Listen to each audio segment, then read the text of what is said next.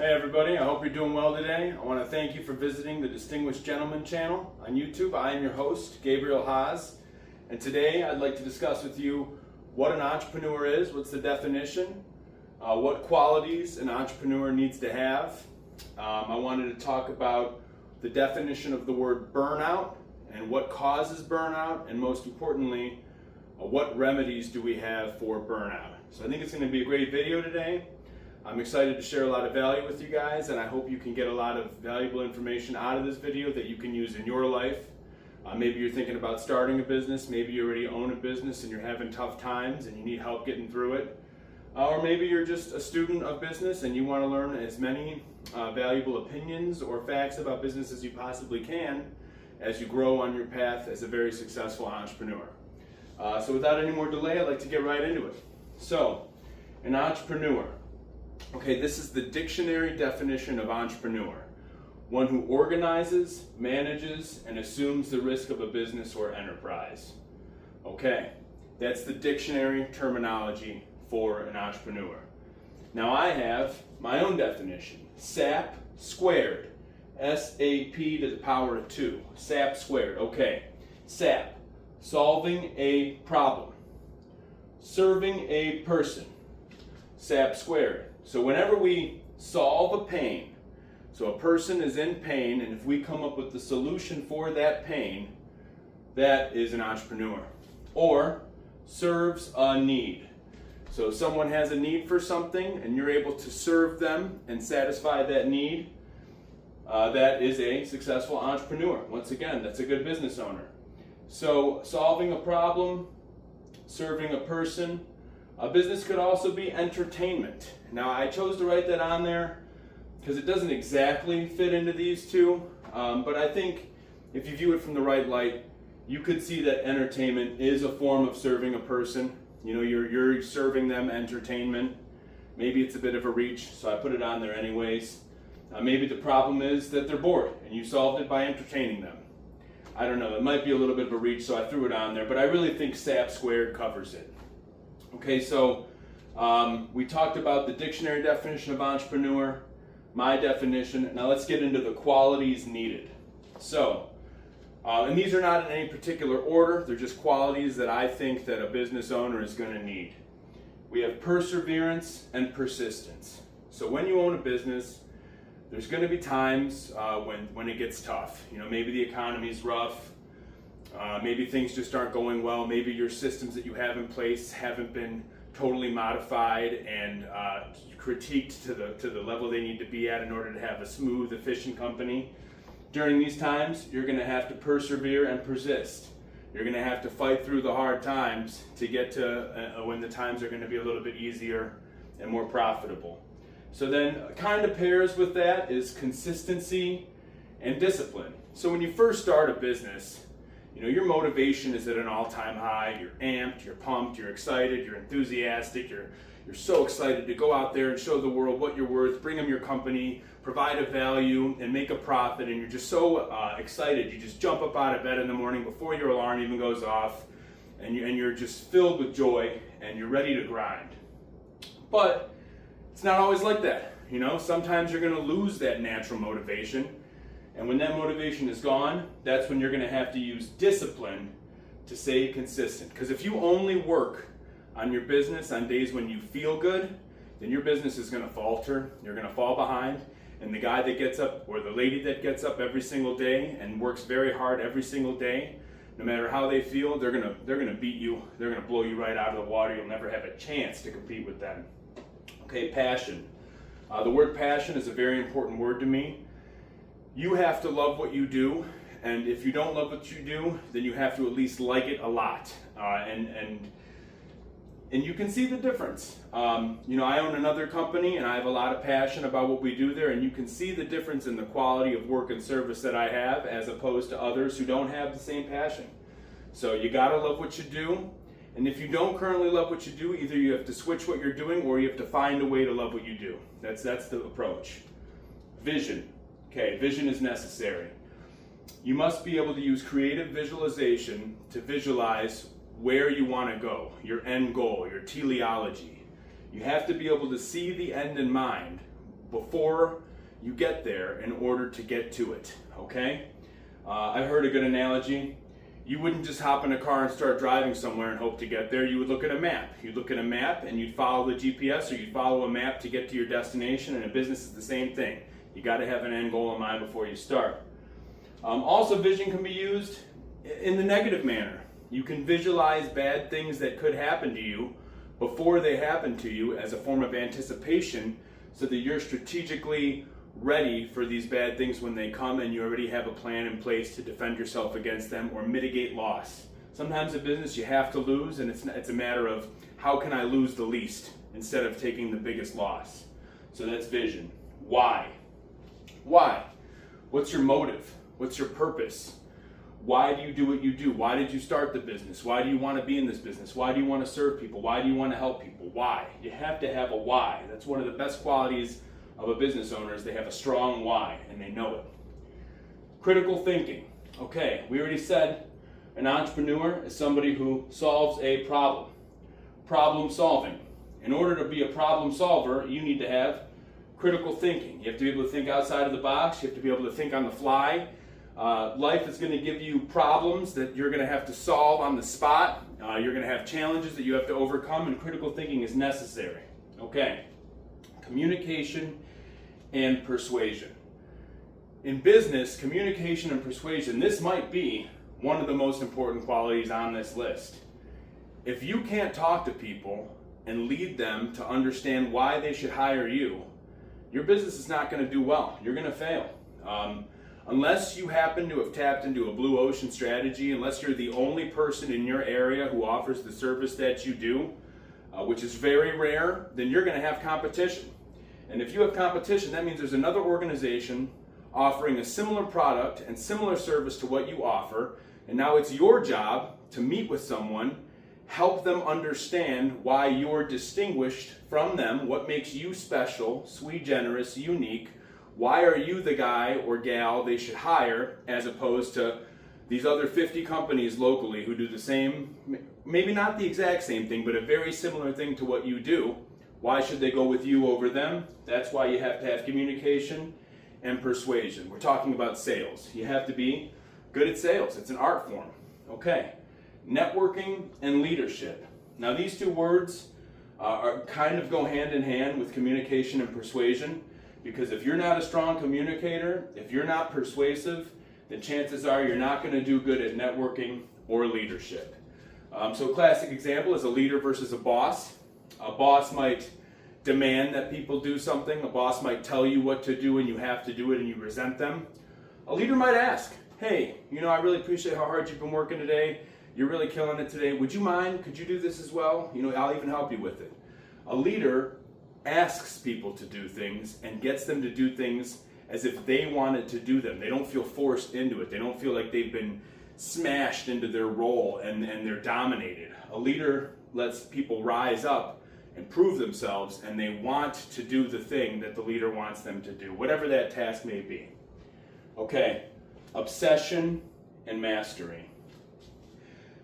A good sign of a strong entrepreneur is someone who's obsessed.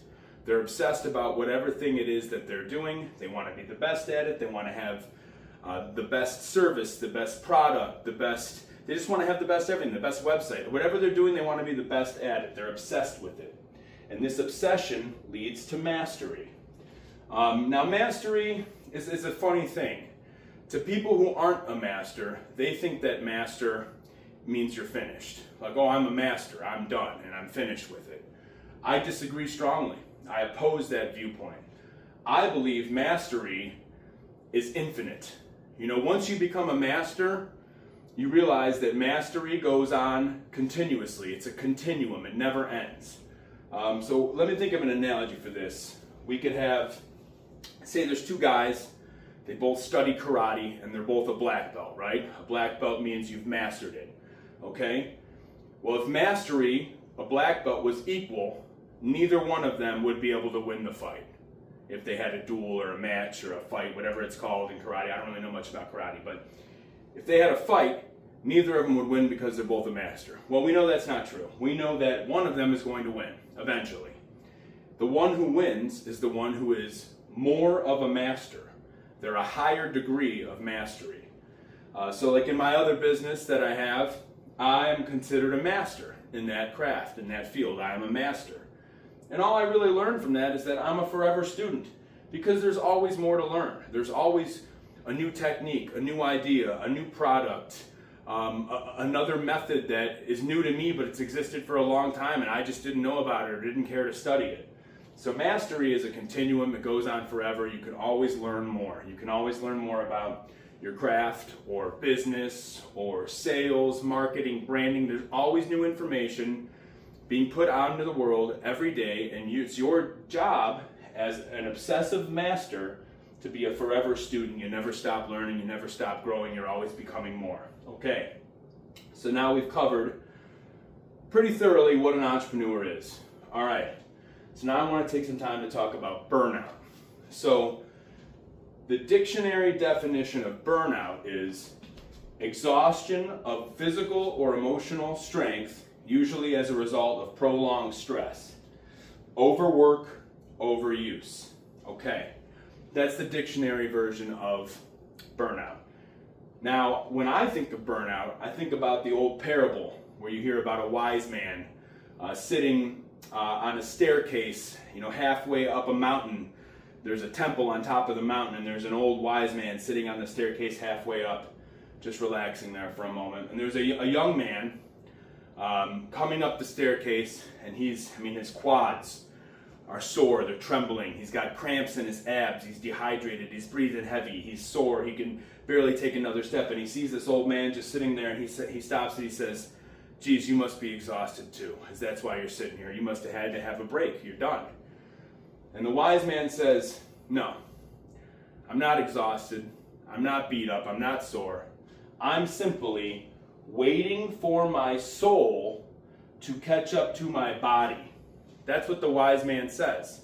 I'm waiting for my soul to catch up to my body. So he's waiting for his spirit to catch up to his physical form. So where am I going with this? My definition of burnout is when your soul is misaligned with your body. Your soul is not in alignment with your body, and that equals burnout. That's my definition of burnout. Okay, so then we can discuss what causes burnout. We know what burnout is now, but now we got to figure out what causes it. And I'd like to show you this list here. Once again, this list is in no particular order of importance, just things that I've noticed. Being a business owner now for going into my 10th year of owning a business, and I've had ups and downs, I've had fights, I've been on top of the world, I've been down in the dirt, in the pit, I've been everywhere. I know how it feels to ride this roller coaster of emotions that we call enterprise in America. So, this list, here we go. Lack of discipline, specifically procrastination. So why is this on my list? Okay, let me give you an example. Small tasks pile up. So, you get an email. You can answer the email in about a minute. You ignore it. You get a phone call, you ignore the phone call, you get a voicemail. I'll get back to him later, it only takes 2 minutes. Okay, fine. So now you got a minute, you got 2 minutes, you got 3 minutes. It's not a big deal. Do this for a week. Get 20 emails. Get 20 voicemails. 20 missed calls and 20 voicemails. All that adds up. That becomes a considerable amount of time that you've now lost, that you could have just invested in the moment and been done with it, but now you've got this, what was once a small problem is now turning into a mountain.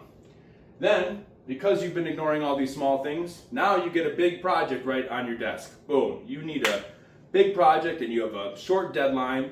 And this would normally not be a big deal if you had nothing else going on, but because you were procrastinating and you let all these little tiny things pile up, now this big thing seems bigger than it really is because it's sitting on a mountain of small things.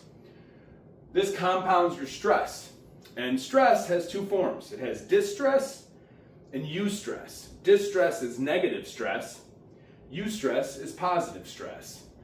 So for example, if I go into the gym and I do my squats and then I do some lunges, whatever, my legs are going to experience eustress, a positive stress. Stress is stress, don't get me wrong. All stress raises your cortisol levels, but there is a such thing as eustress.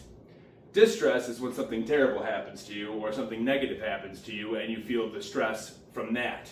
For example, you wake up one morning and you go to start your truck up or your car up and it won't start. Now you got to you're late to work, you're late to your appointment, your truck's got to go to the shop, you're taking a financial loss. That's distress. I mean, and it's not the worst thing in the world, waking up to car problems, but it's distress. Okay.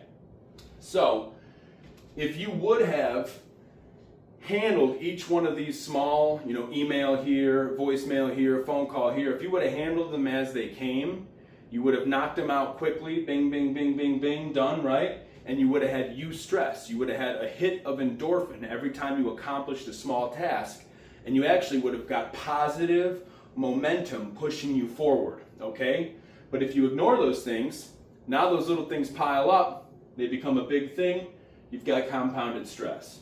So, the next one on my list here, unrealistic time frames. This is one that I suffer from a lot. I always think I'm going to be more capable than I am. I set possibly bigger goals. It's not that my goals are too big, it's that my timelines behind the goals are not realistic enough. And I always expect I expect everything to go perfect. I'm going to work as hard as I possibly can. I'm going to hit all these goals on time, and sometimes it's just unrealistic. So that's why I put sprint, jog, and walk. Okay, if you're going to run a marathon, you're not going to sprint. If you're in good shape and you've trained, you can jog. If you're out of shape, you're going to walk. Okay, so in business, sometimes you have to sprint. Sometimes you have an important deadline, something needs to be done, and you've committed to getting a certain task accomplished by a certain time. You got to sprint. You have to. Most times in business, you should jog. You should go fast enough to where everything is just barely still controlled and not in chaos. Because if you're sprinting, it can be chaotic. Maybe you're moving too quick, and too fast ends up being slow because things are done wrong. So if you can keep a nice jog and get a lot of things done with minimal mistakes, minimal chaos, keeping things orderly, you're good. And walking, you walk when you have to. So in a business, you don't really want to walk. You only walk if you have to. So what does this mean? This means if you are currently going through a burnout and you're having trouble getting out of the bed in the morning, you're having trouble going to your business, you're having trouble working, well, you're not allowed to stop. Stopping's not an option. We don't ever stop. So if you're burned out, you can't sprint, you can't jog, you got to walk. Hey, even if you're just taking one step, it's still positive momentum. You're still going in the right direction. Even if all you can do is take one step at a time, you never quit, you never stop. All right. Overcommitment. Okay, a yes man. Telling everybody you can do everything all the time, you overcommit yourself. What ends up happening is instead of getting one thing fully done, you have a bunch of things that are half done or less than half done. Maybe they're 30% done, 20% done, 15%, whatever it may be. You don't want to overcommit yourself. Commit yourself to something, and when you give your word, you deliver your word. You never give your word and don't deliver on it, because then you ruin your reputation in the marketplace. So overcommitment. Okay, perfectionism and control. Another one, I struggle with this. In my other business, the craft that I'm involved in, it does demand a degree of perfectionism. You want to have a perfect product. You want to render what feels like a perfect presentation, a perfect communication. But perfectionism is impossible. Nothing can be perfect. We're human, we have human error. And that's why I put man versus God. Man is an imperfect being. God is a perfect being. We're made in God's image, but we are not God. So we cannot be perfect. We can only do our best to get as close to perfection as we humanly can, and we have to be okay with that. You can't lay down all night thinking about, oh man, if this one little detail would have been just a little bit better, if I would have used this word instead of that word, if I would have worn this shirt instead of that shirt. You can't worry about stuff like that. You got to get as close to perfection as you can with an allowable tolerance of human error, because you're a human, and you got to go to bed and know you did your best and sleep good. You can't be up all night worrying about every little detail that could have been a little bit better. You're going to drive yourself nuts. You're going to end up burned out. Okay, financial stress. Now this is a big one for everybody. Okay, I feel like everybody feels this. You have losses, setbacks, uncertainty. The economy, even if it's not what the economy is, even if it's just what the chit chat about the economy. This person, oh, we're in a recession. This person, we're in a recession. We're headed toward a collapse. Just these kind of phrases of speech that we hear all the time from everybody can cause stress. And of course, survival, provisions. You want to be able to survive. And not just you. Maybe you have a husband. Maybe you have a wife. Maybe you have kids. Maybe you have people that depend on you. Maybe you have employees, and your employees might have kids. They might have a spouse. So provisions. You want to be able to provide for all the people that you've promised an opportunity to. And that's a lot of stress, and it's a financial stress. You need to have enough money coming in to give out to everybody else. I know how stressful that can be. You always want to have a work for your employees. You always want to be able to pay them every week. And you have to. You own a business. You made a commitment. You have to be there. So yes, financial stress, that's a huge one. Fear. Fear is probably the biggest one on the list.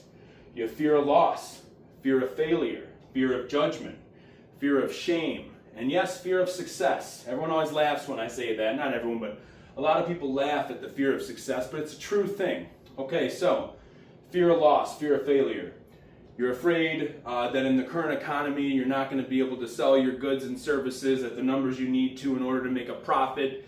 And if you go too long without making a profit, your business is going to go out of business. So you have the fear of losing your business, the fear of failure. And then everyone you told you were going to start a business to, they're now judging you and you feel ashamed, right? You can build up this whole scenario in your mind that may not even happen. It may just be only in your mind, but this fear, the situation may not exist, but the fear does exist. The anxiety is real. Your heart palpitating is happening. So fear, I've heard it best said, false evidence appearing real, okay? I've also heard the Stoic idea that if you suffer in your imagination from fear, and then in real life you have to suffer again during the actual situation that occurs, now you've suffered twice, whereas the man who just suffered when the actual event occurred and didn't suffer in their imagination, they only suffered once. So if you're going to suffer, suffer once, not twice. Now, does that mean you should be blissfully ignorant and not be aware of bad things that could happen to you? Absolutely not. But there's a difference between being aware of a bad thing that could happen and creating tactics and strategies to divert that, and then just waking up paralyzed in a state of fear about this thing that could go wrong, and oh my gosh, what if it happens, and then what am I going to do, and then I'm going to lose my business, and then I'll lose my house, and then I'll live under a bridge. You can't think like that. If you can't control your emotions, you should probably hang it up, go get a job, go work for somebody else, be an intrapreneur, not an entrepreneur, because fear will destroy you. Okay, here's a big one, naysayers. Naysayers, people talking against your dreams. Now this can go two ways. People talking against your dreams could either motivate you, like me personally, if you talk against my dreams, that's just going to make me work harder. That's just kind of how I grew up. That's the background that I have. I will work harder out of spite just to prove you wrong. But not everyone's like that. Some people, if they have too many naysayers, it'll get in their head. It'll mess with their own personal thoughts, their own personal narrative. It'll mess with their mantras and their affirmations. They'll start to believe the nonsense that's coming out of these naysayers' mouths. And next thing you know, they fizzle out of business. So, naysayers often come disguised as a friend giving advice. And that's what they don't tell you. Okay, so when there's advice, you have good advice, which is real advice, and you have bad advice, which is not advice. It's nonsense. So how do you know if advice is good or bad? Okay, let's chat about this for a minute. Say you want to be able to do 20 pull-ups straight, you're currently at 5 pull-ups. Would you ask somebody who could do 20 pull-ups straight, or would you ask someone who's never done a pull-up in their life? Right? You would ask someone that's done 20 pull-ups. It's obvious. Okay. So, you have a business. Would you take business advice from someone who doesn't own a business? Would you take business advice from someone whose business is doing very poorly? Would you take business advice from someone who wants to quit their business and give up? No. The only advice that you want to take is good advice, and the only good advice is going to come from someone who you would trade places with. So if the person that you're talking to doesn't have a business that's doing better than yours in every way, and you want to aspire to be like them, then you can't trust their advice. So you only want to take advice in business from a business owner who's doing better than you are and can teach you how to get from where you are to where they are. So, like a positive mentor. If you're not getting advice from a positive mentor, then chances are it's just a naysayer disguised as good advice.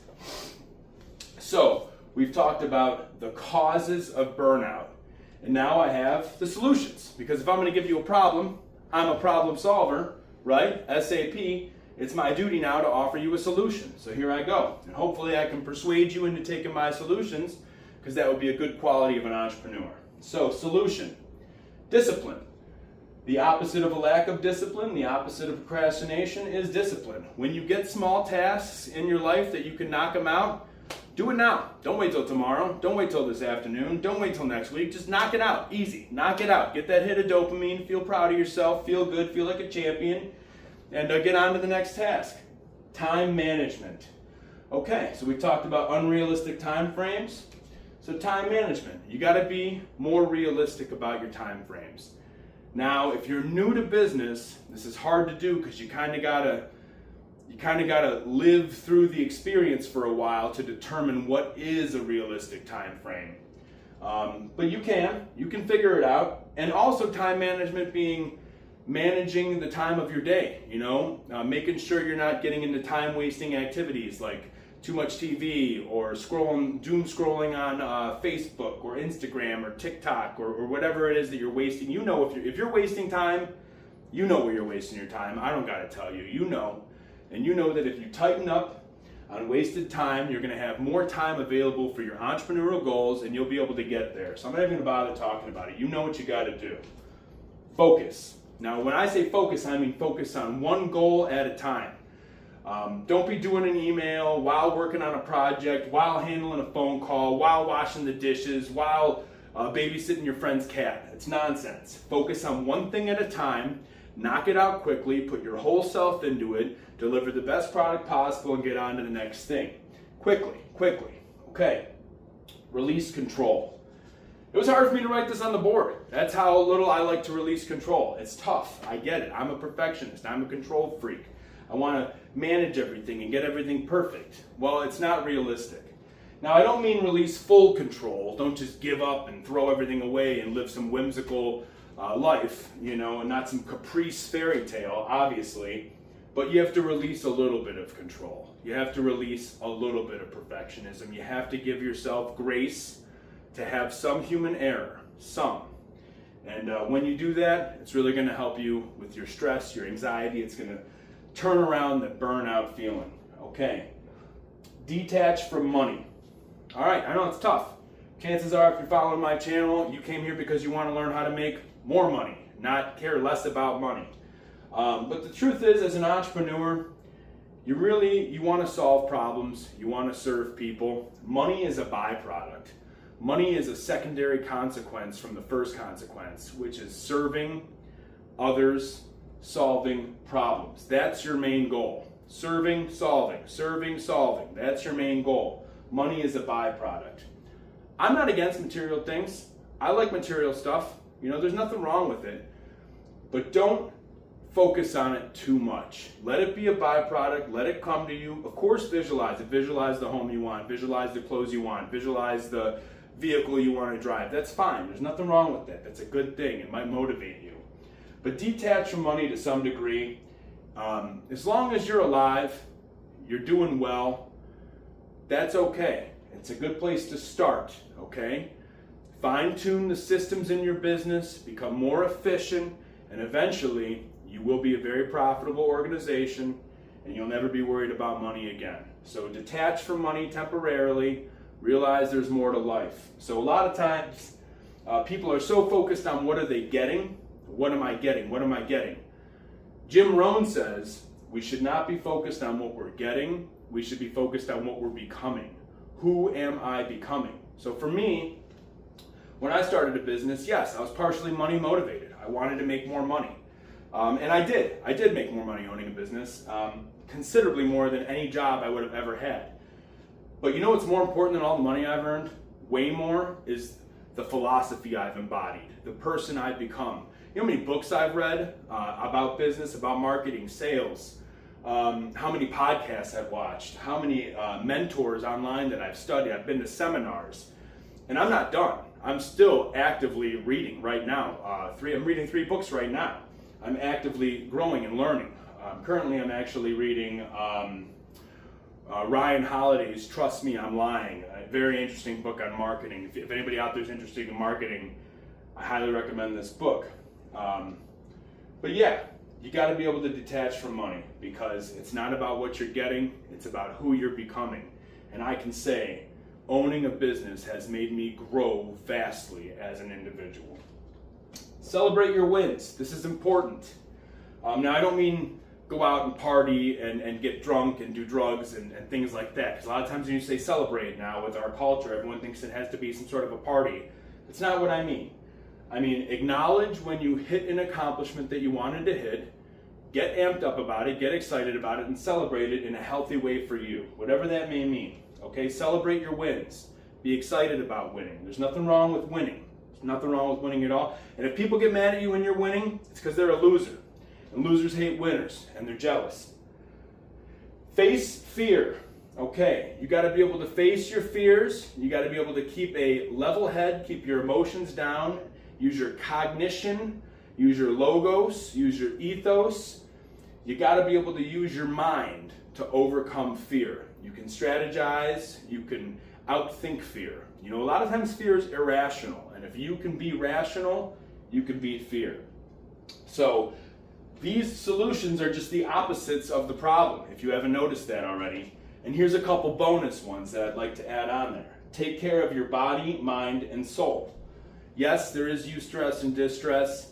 Yes, if you're already burnt out and you go and do the hardest workout possible, it's not going to be good for you. I acknowledge that. But you could go for a light walk in the park, or even a light walk around the block and get some fresh air and some sun and take some deep breaths. Maybe you could do a light stretch, a little stretch routine, some sort of like a physical yoga routine, something like this, to help your body, mind, and your soul. You might want to read the Bible. You might want to pray.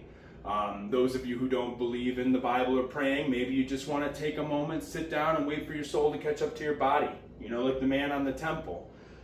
If you don't believe in God yet, or you don't believe in the Bible yet, you know, you might want to look into it. I'm not going to tell you what to do. This is America. You have freedoms, but you may want to look into it. I mean, I used to be an atheist. I used to not believe in God, and now I 180. Fully believe in God, fully believe in Jesus. You could never talk me out of it. So to come from an atheist to go to a full believer, that's an interesting story. It's not the story of this video, though. Maybe I'll do another video on it at another time. But yeah, you got to take care of your body, mind, and soul. It's good to refamiliarize yourself on your whys. Know your whys. Why did you start your business? Why do you love your business? Why do you care about your business? If you're going through the hardships of burnout and you just I don't even want to get out of bed. I don't want to go to work. I don't want to do this anymore. We've all been there. We've all been a negative Nancy. In those moments, you got to use your persuasion and your communication, and you have to use it on yourself. You have to sell yourself your own dream. You've lost your dream, and now you got to resell your own dream to yourself. And here's another thing. If you can't sell yourself on your dream, then how are you going to sell your customers? How are you going to sell your clients? How are you going to sell your husband or your wife? How are you going to sell your friends? How are you going to sell a cold market and a warm market? If you don't believe in your own dreams, if you don't believe in your service and product, nobody else is going to believe in you either, because it's going to be phony. So you have to resell yourself on your whys. Resell yourself on your dream. Visualization. Thoughts become things. You have to creatively visualize in your mind the end goal that you want. How will you feel when you have it? What does it look like? What does it feel like? What does it smell like? What does it taste like? What is this lifestyle? What is this all about? You got to really get into it. Vividly imagine in your mind's eye what it is you're going after, and then you'll be able to get after it. Also, visualization can be used for the negative. So Murphy's Law. Murphy, he had this law. What can go wrong will go wrong.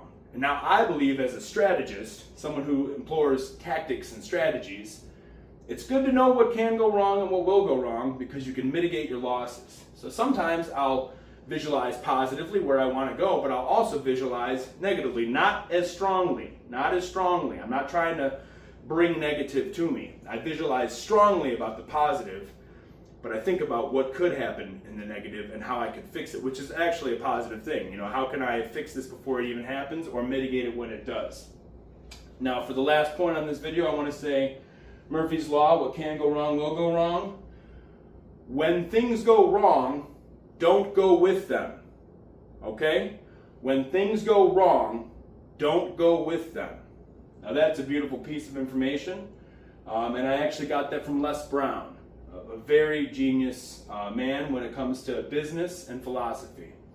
So I hope this video brought you a lot of value today. I hope now you know what an entrepreneur is, what qualities they need.